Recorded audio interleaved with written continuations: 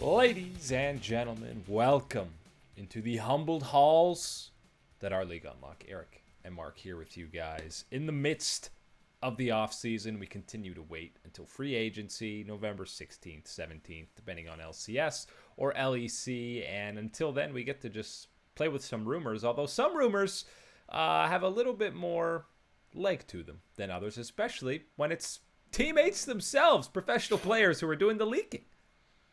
Guys, always got to be careful. Anytime you're on your Every Discord, year. any type of... You got to be careful what you're sharing on your screen. And hey, pros, they're just like us. They make some of these mistakes like you and I can. And it lends us a little bit of extra information when we get to talk about some of these rumors. And yeah, some of these rumors, they're not rumors, my man. They're full on leaky faucets. The leaks are coming through. It's off-season time. It wasn't Double Lift. It wasn't TSM. It wasn't Lena. It wasn't even Lenovo.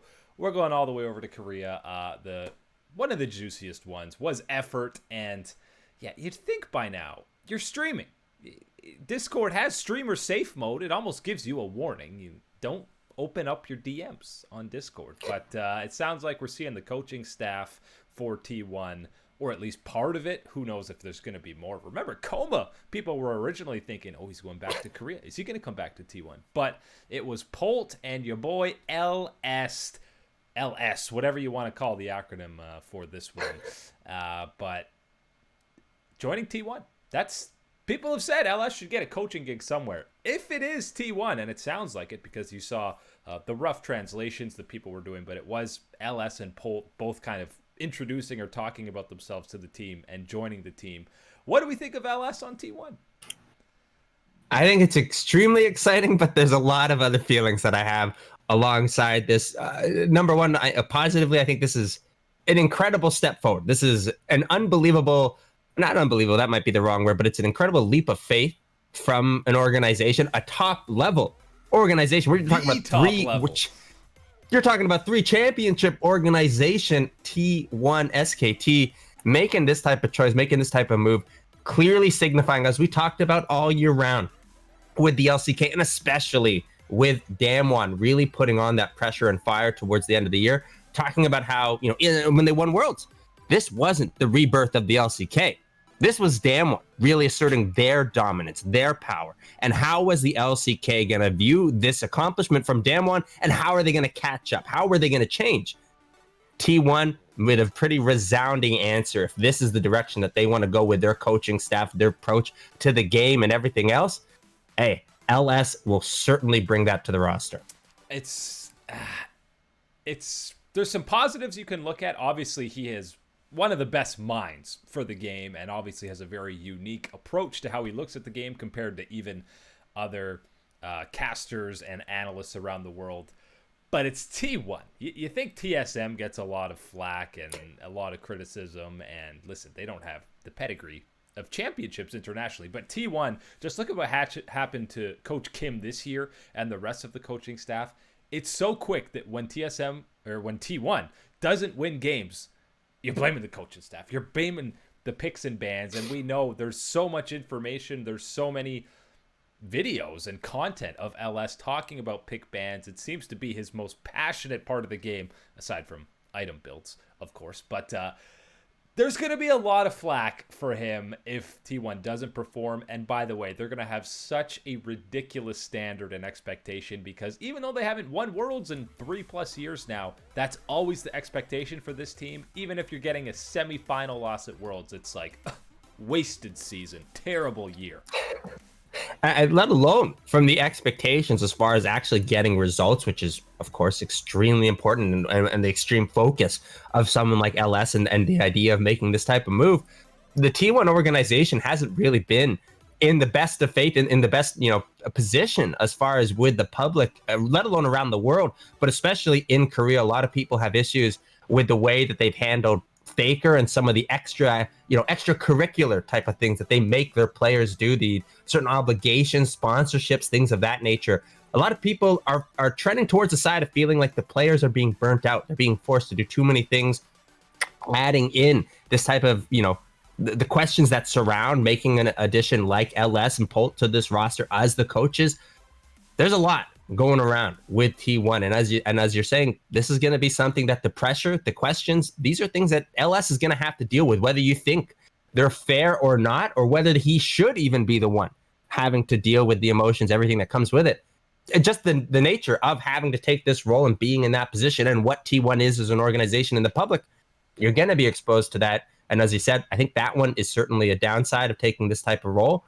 But I'm still thinking of all the positives outweighing the negatives of this type of opportunity, this type of role for both T1 and an individual like LS. And people have said, and I would agree to some extent, that they're trying to expand their Western audience, their Western fan base, which already so many people love T1, even outside of Korea. But you bring in a guy like LS, who is a insanely polarizing figure within the League of Legends space. People love him or are not a fan of his style of casting and analysis. He's very upfront about how he feels and opinionated.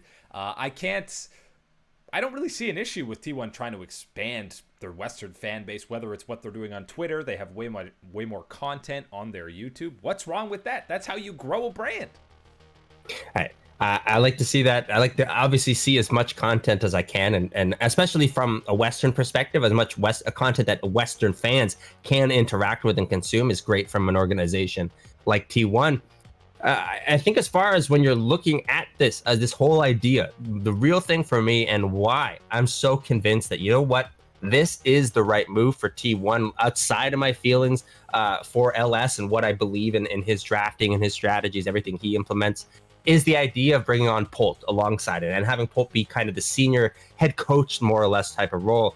And it's not about Polt doing, strategy. He's going to break out something and say, hey, LS Annie sucks, so we're not doing it. No, that's not what's going on with him being added. It's about transitioning with the players. It's about that type of interaction, that type of mentorship is going to be smoothed over, right? The differences between cultures, even with LS being in Korea for such a long time and being able to speak and being fluent in those type of things, you still have that little bit of a disconnect. And one of my concerns when we talked about the potential of LS becoming a head coach or becoming a coach for a team away from the analyst role was going to be about his interaction with the players, right? Getting across these ideas, getting them to buy in, right? It's one thing to say, look, you're going to play this. This is our idea into draft. And then to have someone like, down to their core, buy into that idea, know that, without a split second thinking that, look, this is what I should be doing. This is what I want to be doing. This is what my coaching staff has been telling me.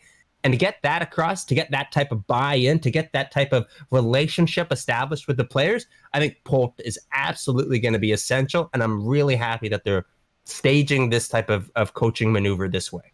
And if you're not familiar with who Polt is, he's not League of Legends really associated within the scene, but he's been a pro StarCraft 2 player. He's been a pro TFT player under Team Liquid. He's older than a lot of the players are going to be. He's already done his military service in Korea. So he's kind of that role model to look to, that it's so important in the Korean culture, that he's going to be older, someone that they're going to respect and listen to because he is Korean, he is older. That combo with LS, because I don't see LS being the head coach of T1. He's going to be involved in some coaching capacity, but there might even be more people that come in. Look how big coaching staffs are now, especially in Korea. There's minimum 3 guys that you're talking about usually, so I don't even think this is going to be the full coaching staff for T1. Right. And this is something when you're talking about a coaching staff, right? Building this one around with T1 and having LS there, the more brains that you can have, more people that you can have to support LS in various facets that are going to be necessary is fantastic for T1 to be able to do that. And again, allows him to focus on the main thing. And what a lot of people would say, the main thing that you want to bring LS into an organization for is, well, number one is going to be the philosophy and approach to draft is number one, a major issue that he likes to talk about.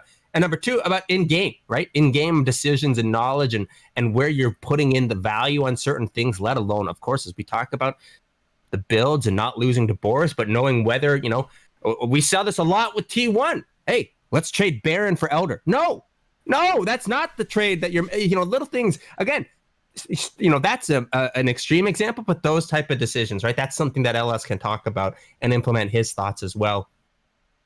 Overall, I think that this is an exciting and bold direction from T1 if this is the move that they're going to make. I can understand some people's, I think, frustrations and questions as far as this goes, but I'm excited to see the future. And I mean, who knows how much the players will listen to LS? That's always a question with any coach. And we're gonna get the how many times is Faker gonna play Annie this year? That's the real question. That's true. He's got to really work on those mechanics. Start easy with Annie, and there's still room. Maybe Coma comes back too, guys. Maybe that's the final piece of the puzzle.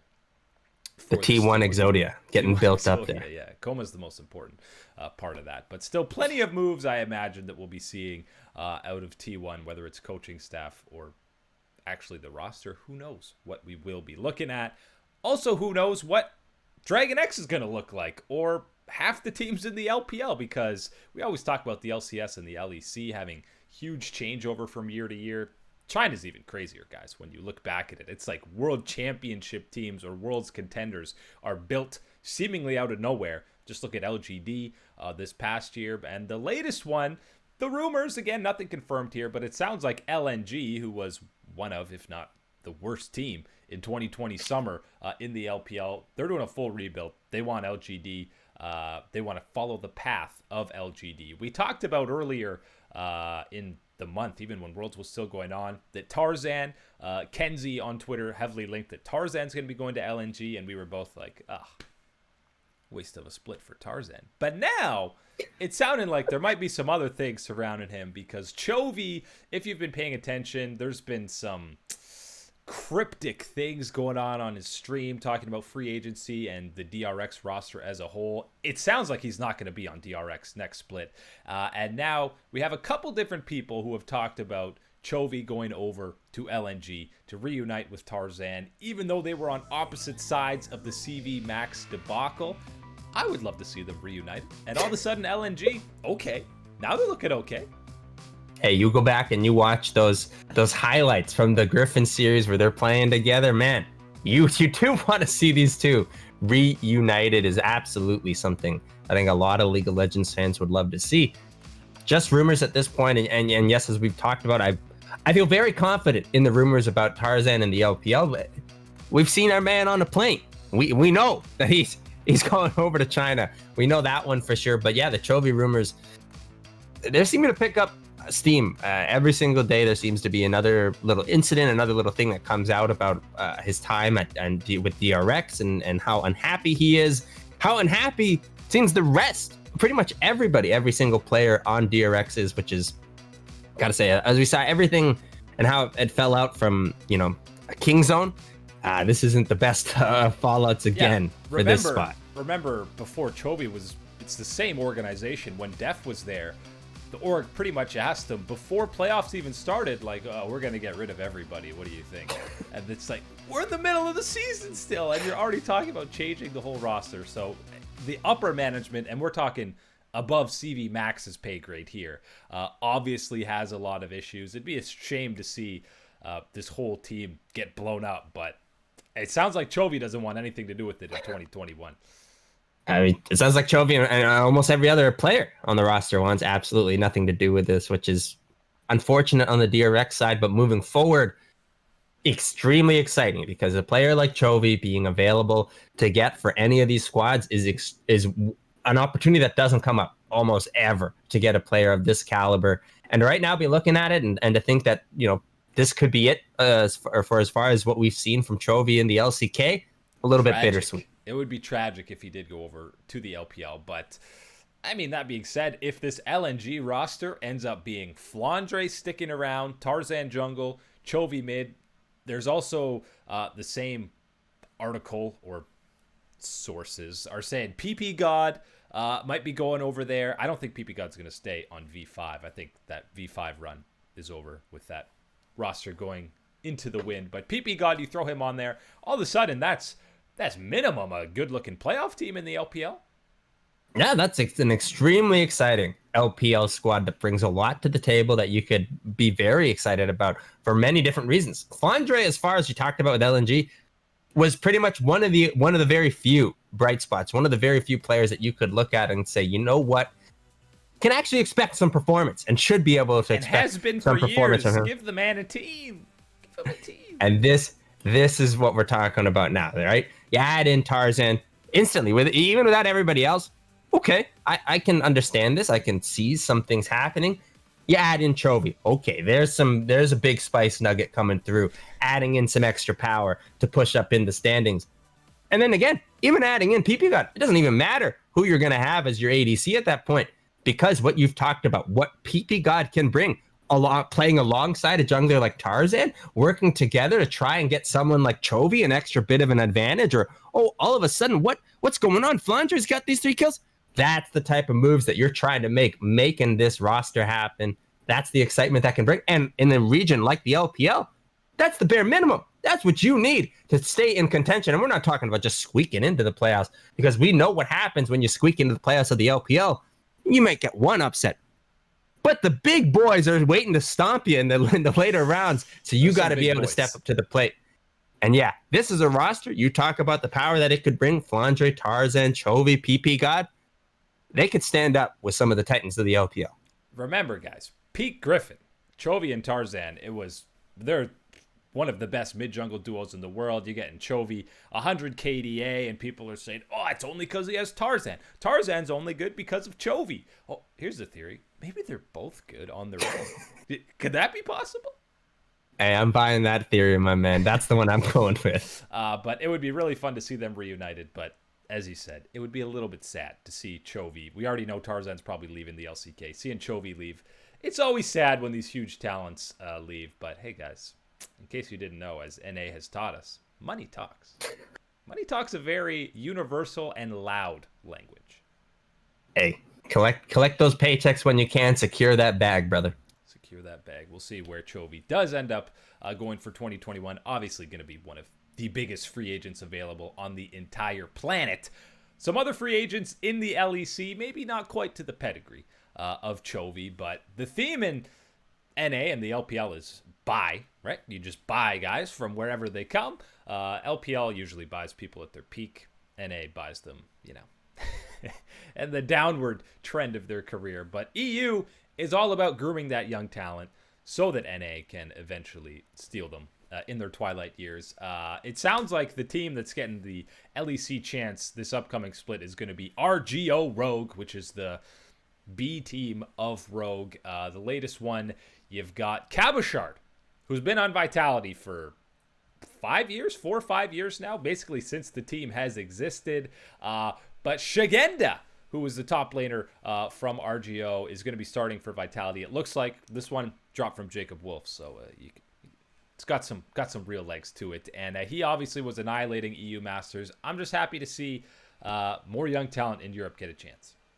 Yeah, this seems to be a clear indication from Vitality that, look, what we've seen from them pretty much in the past year is going to continue into this year. And I'm not talking about a poor level of play, because sure, you can meme on them, you can laugh at some of the standing results that they've had, but you look at the players, you look at the identity that they're trying to build.